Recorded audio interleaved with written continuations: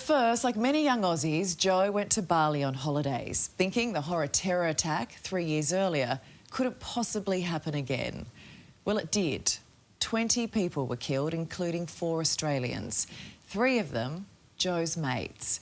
But while the infamous 2002 attack has been marked with plaques and services, for those caught up in the 2005 bombings, nothing for 2 long decades.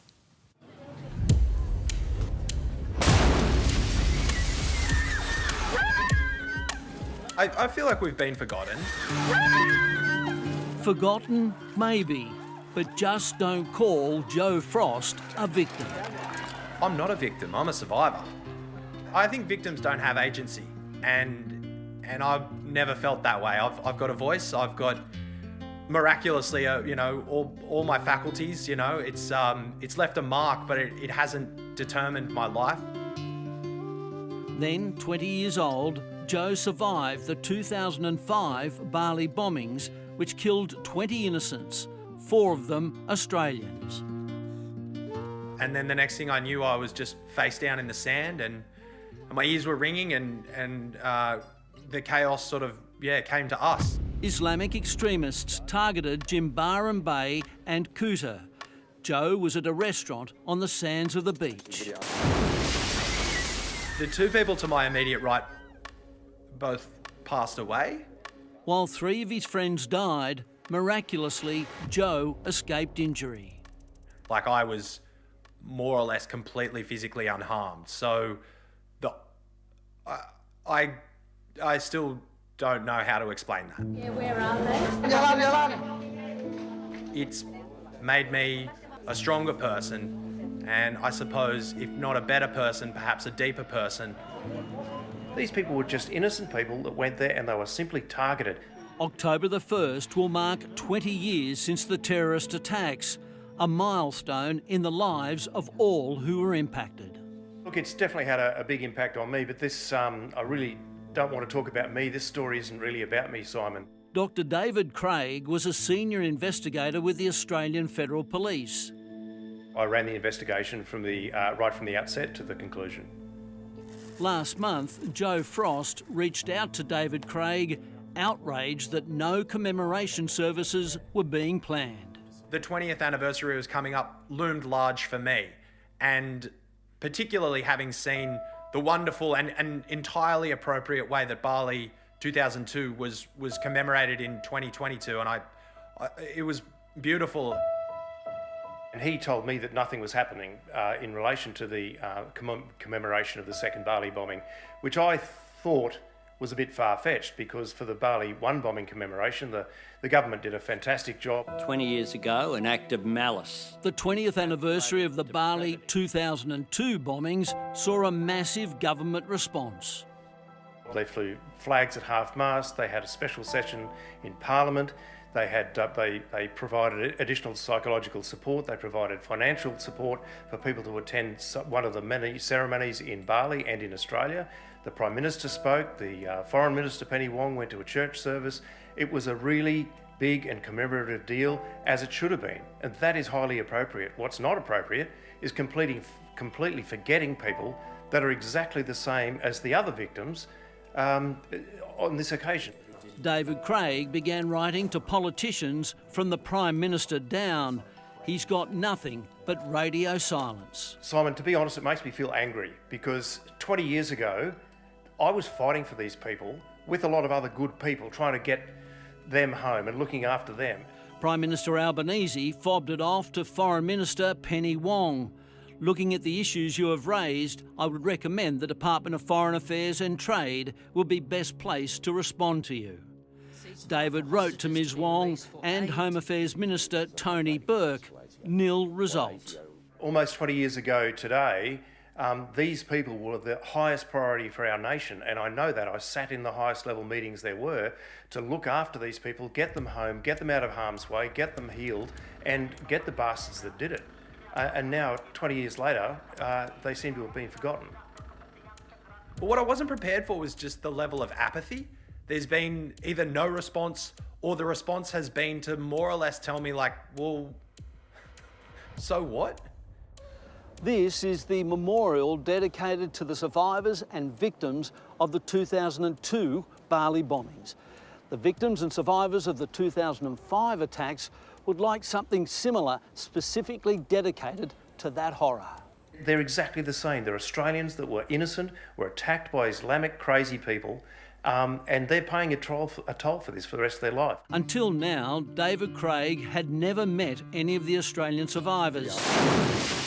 Today, he's their voice. It's a very strange feeling for me because I've got this enduring care for these people that I've never met. While it's less than a month until the anniversary, Joe Frost believes it's not too late. I've been told by a few people that it could be upsetting for some people to have a memorial, and I think it's more upsetting to be ignored. And the opportunity to give people the choice to attend a memorial, to be at an event, to just hear the words, we remember. But it's not too late. The Australian government can catch up and do the right thing by these people. And just acknowledge what they went through and the fact that they were just innocent Australians on holiday, and now they're being forgotten so quickly. It's just unjust, and it's not equal with the way the other victims have been treated, and that's very un-Australian. We were there too. That I understand the ways that it's different, but I also understand the ways that it's the same. Yeah, and it is not too late. Carolyn O'Hare was a New South Wales police officer for 42 years, most of it working in counter-terrorism. She's protected the late Queen and Princess Diana and is now a voice for victims of terrorism. Carolyn is with me. Look, I think this is disgraceful, but feeling forgotten, being ignored, what does that do to a survivor? It makes them feel further damaged. So people go through extreme trauma and grief when they've been through a terrorist attack, and being ignored makes a bad situation a lot worse, and it disempowers them and it empowers terrorists. So what we want to do is actually empower victims so that they don't feel forgotten and lost. The only reason they're a victim of terrorism is not because of who they are, but because of what they represent, which is the government and the rest of Australia. I mean, look, the first Bali bombing, I mean, we speak about it so often, but then this sort of 3 years later, it seems to be in the shadow. Is that purely because not as many people lost their lives? I think that's part of it, and I think also the majority of the victims and survivors came from a specific area in Australia, which is Newcastle, although there were also victims from Western Australia. Whereas the first Bali bombing, there were victims from everywhere around Australia, and obviously it was such a big incident. However, these people have suffered no less than those people who were in the first bombing, and to not be remembered by the government or by the community is really disheartening, and they want to know, we all want to know that if we're in a terrorist attack, that our government and our community are actually going to look after us, and that builds resilience. Yeah, and it seems so simple, right, to have a memorial for us all, just to say, you know what, we remember. I feel like it's the least they deserve.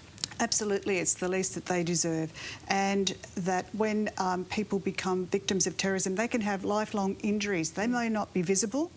They may be the walking wounded, we call them, people who see things that they can never unsee. So it's a myriad of injuries that they might suffer that's not necessarily just physical injuries. Yeah, and I think you could see that with Joe. I mean, to lose 3 mates, there's survivor's guilt there, and what he saw in that moment, that does stay with him forever. I mean, and the fact there's not even a plaque. But look, we reached out to Penny Wong's office late this morning, and a few hours ago, what happened? I received a phone call from Penny Wong's office from one of her staffers who informed me that her office would like to be involved in the memorialisation that we're planning for the event. So they're going to engage with us and actually combine in with our memorialisation. So hang on, so after radio silence this whole time, you finally got an answer today. They are on board, and there will be a commemoration of the 20th anniversary. Yes, there will be, and there will be one in Bali itself, and there'll also be one in Newcastle. And I did remind them too that Western Australia is also a place where there are survivors, so I'm not sure what they're doing there, but certainly they said Newcastle and Bali. So I mean, this is great news, and it shouldn't take us to push for it to happen. But have you had a chance to tell Joe?